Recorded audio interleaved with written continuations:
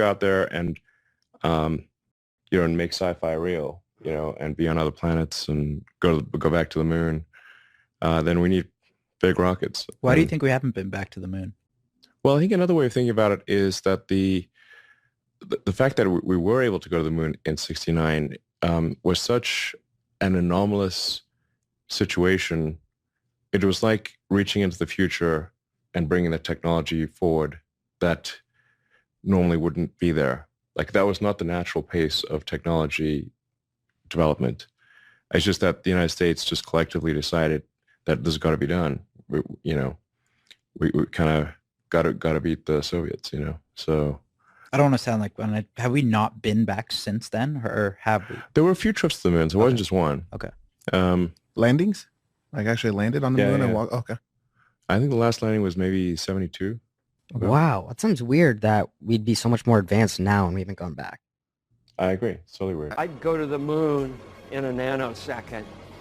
The problem is we don't have the technology to do that anymore. We used to, but we destroyed that technology, and it's a painful process to build it back again. If enough people believe that something is real, then it is real in its effects. In terms of its social reality. In terms of the social reality, in terms of what people act according to their beliefs. Yeah.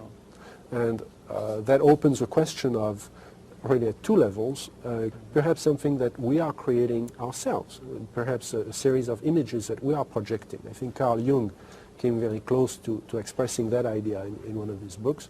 Or could it be manipulated purposely by people who have the technology to simulate UFO sightings? And people say, well, of course not. Who would do a thing like that? Well, I would remind you that during the Watergate investigation, it was discovered that there was a plan originated in the White House to surface a submarine off the coast of Cuba and paint the second coming of Christ over the island of Cuba using holograms.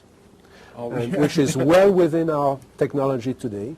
The idea was that since there is a large Catholic population in Cuba, they would be so upset by this vision that this would saturate the communication channels, the telephone system in Cuba, long enough for an invasion to take place. How interesting. I never heard of that. Well, I think that's a classic in psychological warfare, but that kind of manipulation is well understood. And I have personally investigated several apparently genuine UFO cases where there was, in fact, a manipulation. My conclusion, the conclusion of scientists working with me, was that there was, in fact, a manipulation taking place, and that it was not a hoax on the part of the witnesses, but a hoax on the part of somebody much better organized than... So there are possibly all of these levels going on simultaneously. Today, with the